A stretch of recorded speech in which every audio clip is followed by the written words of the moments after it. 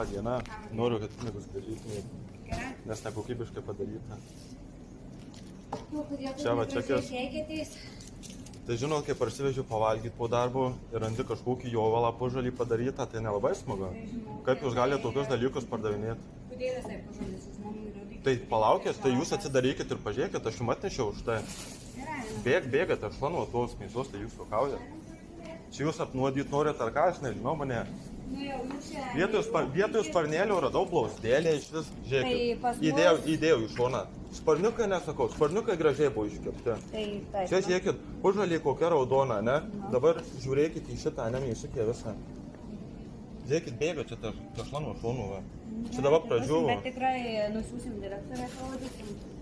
Nebūsite kaltė, o jeigu jums nebūsite... O tai kieno, tai kas gamina čia pas jus?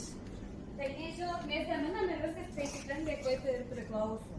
Čia yra atsiliepimus, kaip paskaičiau, čia ne pirmas lygis toksai yra.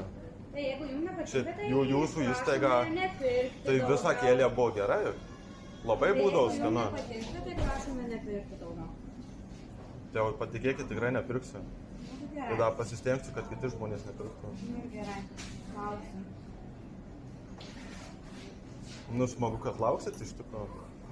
Taip, ką galiu aš jums dabar atsakyti už tokius keiksmažodžius, tai žinokit, nu, atsiprašau. Reikėtų burną įsiplaukti ir nuo ūkinių mėlų. Tai čia reikia nuo šito maisto jau plauti burną. Pirmiausia. Čia aš jūs juokinu, kad jūs beleką pardavinėjat. Gerai, neturiu aš niką dabar atsakyti, ne. Jūs suprantat, kad toks maistas ir nedavirės, Aš daugiau jį negalima valgyti, vištieną galima apsinuodyti ir visą kitą.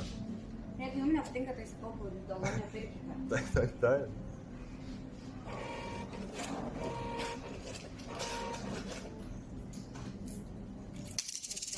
Ačiū.